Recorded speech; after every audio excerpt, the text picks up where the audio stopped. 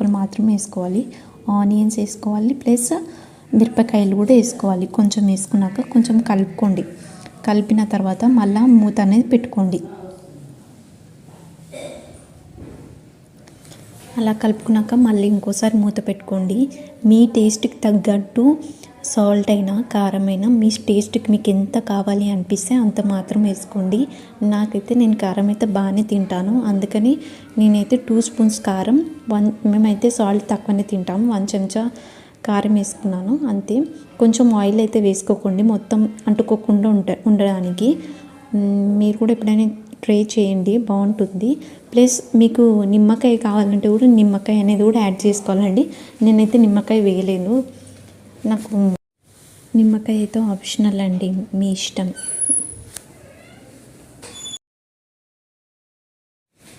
అలా కారం ఉప్పు వేసుకున్నాక కొంచెం కలుపుకొని మూత పెట్టుకోండి. ఆ టైంలోనే మీకు ఎప్పుడైనా అంటే మీకు కావాలి అంటే నిమ్మకాయ వేసుకోండి, లేదంటే లేదు.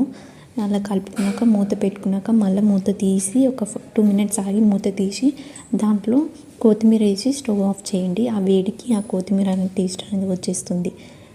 ఇదైతే ఒక్కసారి అయితే ట్రై చేయండి, బాగుంటుంది. ఎప్పుడైనా లేనప్పుడు ట్రై చేయండి. ఇదైతే నా ఒక్కదాని కోసం చేసుకున్నాను, ఎంత అంటే బాగుంటుందో లేదో అనేసి. వేడి వేడి అన్నంలో కలుపుకొని తిన్నానండి, బాగుంది. ఇంకా నేను తింటుంటే మా కుందేలు అయితే నన్నే చూస్తుంది. దానికి ఒక ముద్ద పెట్టానండి, నేను ఏం తిన్నా ఫస్ట్ వీటికి పెడతాను. అయితే చాలా చక్కగా తింటాయి. Thank you for watching.